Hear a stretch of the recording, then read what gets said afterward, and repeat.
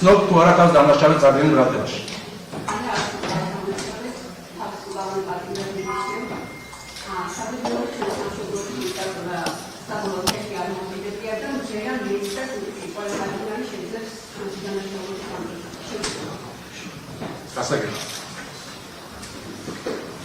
Გავატონომზია თქვენს მიმართ დაკავების შემდგომ ენკეცელ დაწესებულებაში ყოფნისას საგამოძიებო ორგანოს თანამშრომლების მხრიდან პოლიტიკური სხვა თანამდებობის პირების მხრიდან ენკეცელ დაწესებულების თანამშრომლების მხრიდან ხომ არ ქონია ადგილი წამებას არაადამიანურ დამამცირებელ ან რუსეთის შემოხმაურებას.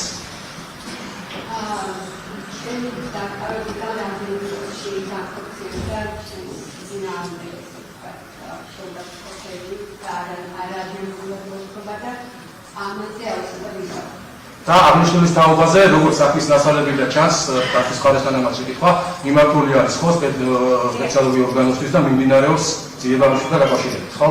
ადასტურებთ. გასაგებია, მადლობა.